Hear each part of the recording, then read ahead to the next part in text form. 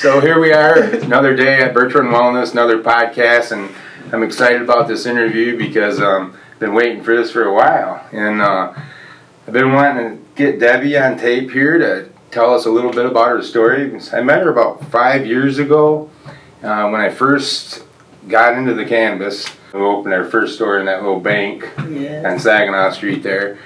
And she's a very unique woman. She's a fighter, makes her own decisions. I mean, and the way she even come about cannabis is an amazing story. How did you first come to even use cannabis? Who told you?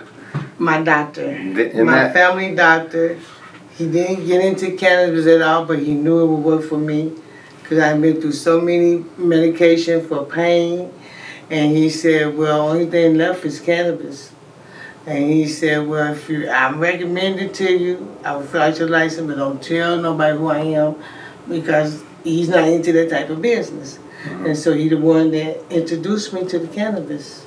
Oh, that's an amazing story. Amazing. Yeah, that a doctor would actually give you that information, but that shows you he really cared. Yes, he really cared. And he know that the pills stopped working. I was taking muscle-relaxing pain pills for all type of pains that cannabis do work for. Mm-hmm. And he said, well, the only thing you get is side effects. He said, I see you not, just taking pills to be taking them. They're not working. You've been my patient for years. Try cannabis. He said, but if you get on cannabis, you cannot take prescription pills. I cannot give you no more pain pills. So my understanding was getting on cannabis, the pills would leave. Pain pills, muscle relaxer, all that would leave. I'll just be on cannabis. And that's what I've been on. That's so amazing. And not only that, you've been fighting we just found out you have, what's it called in your eyes? Iritis. Iritis? Yes. And then 5 years ago, I know the first time you come to me, you had your x-rays, or what was that? That was my PET, my x-rays and my CAT scan, mm-hmm. and showing that I had renal cancer in my pancreas. Mm-hmm. Okay, I had my right kidney taken out in 1999. And the cancer cells broke loose, and they've been in my pancreas since 1999. I had the tail of my pancreas removed in 2009, and my spleen and 2 lymph nodes removed in 2009. The doctor said no more surgery because the cancer would just keep on coming back.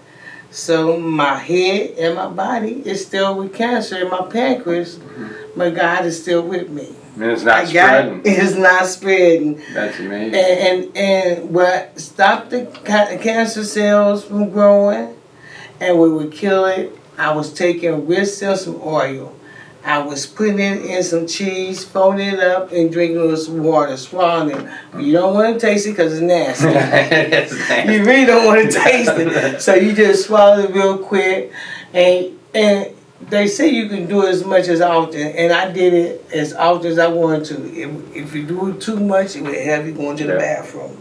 But that's good because you're running that cancer cells out. Yeah, I remember. I didn't believe you were eating that much oil at one time. She done it right in front of me. With a piece of bread, a whole gram of Simpson oil. And you're not going to believe this, most people out there. But she's hardcore. I can tell you what. And now she's a caregiver. I mean, you're growing your own. Yes. I mean, making your own medicine. Yeah, well, my husband, he's done. Well, we got to give him some credit. Yeah, gotta give him some credit. Yeah, for sure. But I mean, so these are the kind of things that people need to know. And I'm so glad your doctor gave you that advice, because back when I was sick, I didn't get that advice. I had to come to find out myself and make my own decision. Was I going to go this route, or was I going to take they said I was going to die one way or another, so I took my chances and started eating the Simpson oil myself. Now, the family doctor I got now, she is so unconventional, but she is so with me. She said, okay, I'm going to do it your way. She called me a miracle. She called me blessed. And I said, nobody but God. So it's new to her too, but, it's different. But she she's okay the way I'm doing it. Because she see results. Right. Well, I remember when I met you 5 years ago, they're ready to take that out. They're going to do an operation. Yeah. I remember you were worried about that. And, you didn't have to get that operation. I didn't have to get the operation because when I went to Cleveland's clinic, they said, no surgeries because it ain't gonna do no good. Gonna keep on coming back. And Norbert said no good because it's gonna keep on coming back. They both told me to just live my life. I went to one doctor here in Flint, and he wanted to take out my body and leave my head. I said, no, that ain't nothing but a yacht. Yeah. But here's a no. Yeah. That's the way I felt when they wanted to put a stent in my heart 12 years ago when I was sick. You know, I was like, wait a minute here, there's too many things going on. Let me get a second opinion and a third opinion on that one. But, yeah, sometimes we just don't know what the motive is. When someone's getting paid to do a job, you know, do they need to pay for their vacation home? Exactly. Or do they need to make, you know, or are they trying to help you out with a surgery? I had my spleen removed. It didn't help anything except for I don't have a spleen now. And it wasn't swollen or anything like that. But, you know, I mean, so I'm kind of like you. I've been just going the natural route ever since I got sick. And I did change my diet a long time ago. I still eat a little bit of sugar, but I do things within moderation. You know what I mean? You shouldn't eat any. I understand that. But unfortunately, you know, I do every once in a while. But I completely quit eating. I don't eat very much sugar, and I don't eat any fast food or anything like that. You know, I try and cut all that out. It's hard. It's hard because it's hard to eat good. You know, you got fresh foods and unless you got a good garden going out there. And I'm the same way. Okay, I cut off my sugars, not completely. The first time, I cut it off completely. But when I cheated on the sugar, it's hard to go back. Yeah. So I do sugar in moderation. I don't do that much carbs. Once you stop carbs and get back on, it's hard to get back off. Yeah. So everything else is in moderation. I don't eat like I used to. I gotta eat right, because your body will heal itself, and the risk system and the cannabis stuff will work. But you got to put in the work and eat right, exercise, which I haven't done. But it would work though. It would work.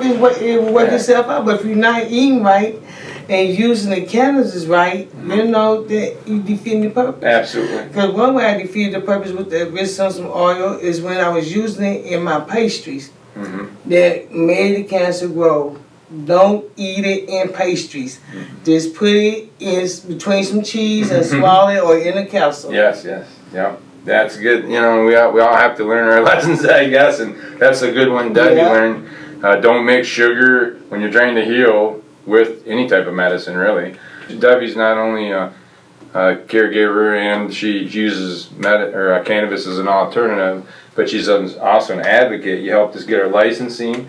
You were there at every meeting, you know, and that's important. So appreciate what you did for us. Thank you. Showing up. But, you know, I believe if it's going to happen, this is God's medicine. Yeah. People fail to realize that. People want to misuse it. Everything works if you do it in moderation.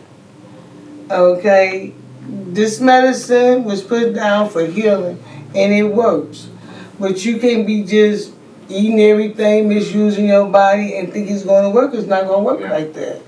So it's wonderful talking to you today, and I'm looking forward to doing more of these podcasts and learning more about your journey, and we're going to keep in track of what's going on, and I appreciate you being here. Thanks for inviting me, and I appreciate being here, and I love talking with you, and I love talking to you. Thank you.